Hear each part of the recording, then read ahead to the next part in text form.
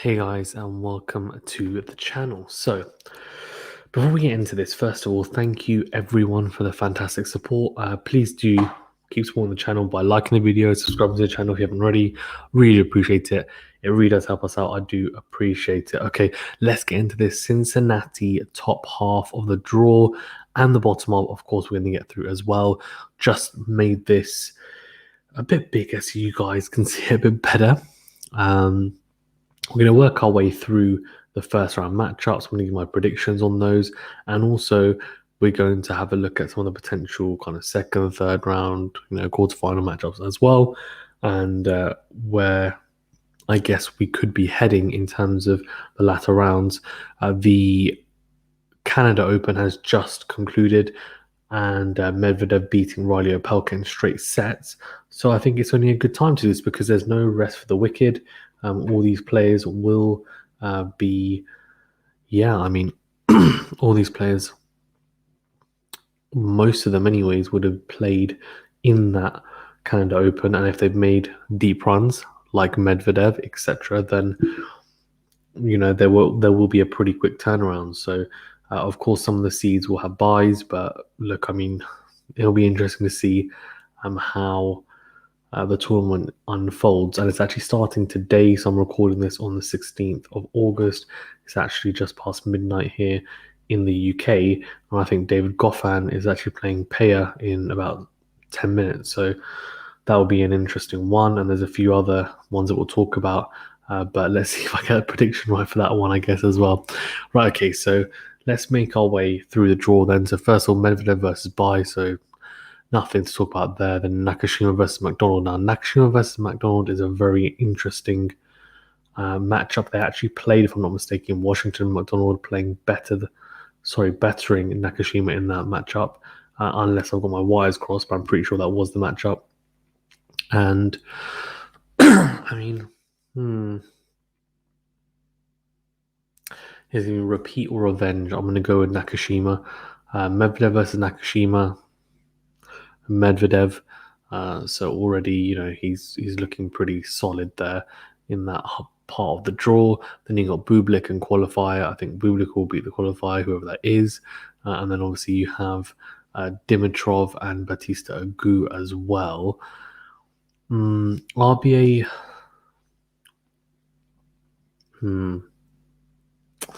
I don't know. I think RBA is not incredible on the hard courts, but Dimitrov's form has not been great, to be honest with you, lately. So that's a toss-up, I would say. Let's go Bublik and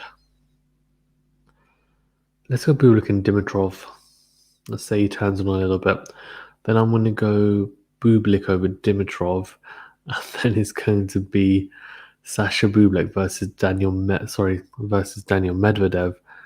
Oh my gosh, Medvedev must be licking his lips because Bublik is literally his bunny when it comes to head and kind of style of play, and he's beaten him so many times, and it just seems to be so unfair really for Bublik. So like I see Medvedev beating Bublik, and then that kind of concludes that section of the draw. And then in terms of the other half here that we've got, or quarter, whatever you want to call it, eighth, Hakac versus Davidovich Fokina, that is a really good matchup, by the way. Similar to Dimitrov versus RBA, it's a pick 'em really. In saying that though, Davidovich Fokina ADF is not too comfortable on the hard courts in comparison maybe to the clay from what I've seen. So I'm going to go Hakac. He played pretty well against Medvedev after a pretty poor previous round, and I think was actually a couple of ways or a couple of points even away from winning that match. So I think I'm going to go with Hakac there. Obviously won the Miami Masters as well. Not too well, a fair while ago, but it still resonates in people for sure that look, this guy's won a Masters tournament and he's a pretty good player. Qualifier and Andy Murray. I don't know who the qualifiers was going to be. I guess we would potentially know by now, but I'm going to go Murray, and then Murray and Hakac. I'm going to go Hakac. as much as I'd like Murray to win. Just can't see it happening. Millman and Struff, that's a really good matchup. I'm going to go Struff. I just love the way he plays. Hope he wins. And then we've got, wait, hold on. Oh, we've got PCB. PCB had a fantastic Olympics, didn't he? Bronze medal. Obviously, he's got a bye there. Then him against Struff. That's not an easy matchup, but I think he'll come through Struff. And then PCB, it will be against, I've got Catch. PCB and her catch, then I'd probably go PCB, then PCB versus Medvedev. Oh, that's a good matchup in that part. I'm not going to say anything on that yet because I feel like predicting everyone till the winner will be interesting, but yeah, I'm interested to see. Rublev and obviously a bye there, Karatsev and Cilic. That is an absolute cracker for a first rounder. That's a really good matchup. Karatsev he has not quite been able to rediscover the form that saw him get to a Australian Open semi-final. So I'm a little bit worried about that in terms of not just the fact that it wasn't an isolated event. He then made a lot of finals for a lot of other tournaments as well. So he then dropped off kind of after the French Open, I think it was, and the grass court swing isn't for him. So I don't know. I'm hoping that he rediscovers it, but let's see. Cilic is hot and cold, really. I'm going to go. I want to go Karatsev, but I think it's going to be Cilic, so I'm going to go Cilic. Then Rublev and Bai. I think Rublev will blitz either one of those at the moment on current form. Lajovic and Monfils could go either way, but I'm going to go Monfils because I feel like he did have a good tournament in Toronto, so I'm hoping that helps. And then we've got Krajinovic versus ADM even, Alex de Minaur. ADM should get through that, but again, it's not an easy one to pick, but I'm going to go with him, ADM and Monfils. I'm going to go with Monfils beating ADM, and then that leaves you with Monfils versus Rublev. I think Rublev will destroy him, to be honest with you, unfortunately, but that should be an exciting one, to be fair. Sinner Delbonis, Sinner to come through. Delbonis is a good player, though, so that'll be interesting. Isner Nori, that's another pick'em. That's a fantastic matchup. Big serving Isner, who made the semi-final of the Toronto Open. Cam Norrie, who's been one of the most informed players of the year. That's going to be an absolute cracker. Kemanovic versus Paire. I'll go with Paire. And then he'll probably end up facing Shapovalov. I think Shapovalov will smoke him. The Shapovalov I've got and Rublev.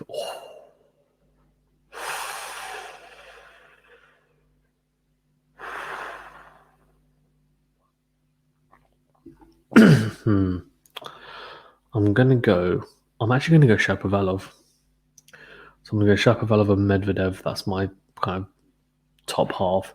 Then if we go into the bottom half, I'll just make this a bit bigger so you guys can see. There's some really interesting matchups here. So Rude gets a bye, obviously. Opelka versus qualifying. Now, can I say something? This is a nightmare for Opelka. I don't know when he's playing, but he only played a few hours ago. So I'm hoping that he is later on in the day. No, he's not even that late on. Mate, he's going to have to pull out or they're going to have to rearrange his match because he can't get to a different part of the country, right, and play his match straight away. I just can't. He's just finished his final. So interesting to know what they do. Surely they have to just reschedule it so he's the last match or the first match or one of the matches tomorrow. You have to, surely, no? I don't know. Maybe I'm being crazy. But I think you have to, no? I don't know. Anyway, let's go through it.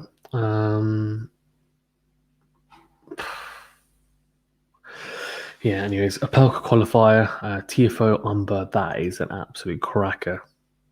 TFO was in pretty good form, beating Shapovalov as well in the Toronto Open. So, but I'm going to go with Umber.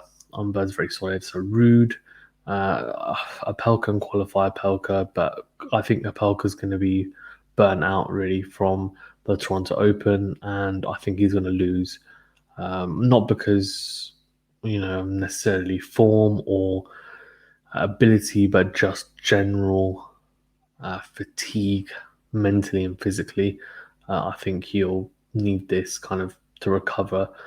So I reckon Rude will beat Apelka, Umber to beat TFO, and yeah. Then I've got Evans and Schwartzman. I want to say Dan Evans, but I'm gonna go. I'm gonna go Schwartzman.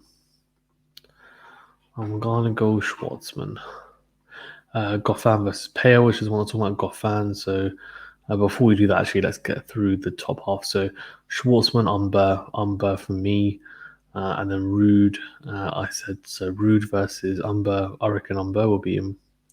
I say Umber will beat him. That'll be a very close one. I think that's a pick match I'm not going to pick because I think that's genuinely a 50-50 for me. Goffin to beat Paya, Fognini to beat Basilashvili, although that's a close match. Most likely, Goffin to beat Fognini. Yeah, go on then. Qualifying Harris. Harris, guess who's that? Harris versus Zverev. It will probably destroy him if he is not serving a lot of doubles. And then Zverev versus Goffin. Zverev for me. Berrettini and a bar. That's fine. Berrettini versus Fritz because I think he's going to beat Ramos Vinolas. Berrettini to beat Fritz. Qualifying Hachanov, Fucsovic versus FA Filipinek. That could go either way because FA has just been in terrible form since Wimbledon, like genuinely horrific form. Losing in the first round of the Olympics, losing early doors at the Toronto Open as well. Like it's been really poor. So I'm gonna go Fucsovic. Fucsovic, Hachanov, then Hachanov versus Berrettini. I'm actually going to go Hachanov. I just think he's more informed. Berrettini will be a bit cold. So I've got a feeling. Could be wrong, but let's see. So Hachanov winning that part. Then I've got Garin versus qualifiers with Garin. Sonego versus qualifiers. Sonego, fine. I'll go Garin to beat Sonego. Then Korda versus Tsitsipas. That is a shocking draw for both. Korda could beat Tsitsipas, but I'm going to go Tsitsipas to beat Korda. And then Tsitsipas versus Garin. Tsitsipas, I've got Tsitsipas and Hachanov. And yeah. It's interesting, wasn't it? Very interesting. Very, very interesting. Have I missed someone? I feel like I've missed someone. No? Perfect. That's the Cincinnati bottom half and then top half as well. I think we pretty much mentioned everyone, if I'm not mistaken. Oh, so qualify, by the way, for Murray qualifies Gasquet. So that's going to be a fiery matchup because Gasquet, Gasquet does not like. Yeah, he just genuinely does not like Murray, and I don't think Murray likes him either. So that's going to be very, very interesting to say the least. So I would suggest.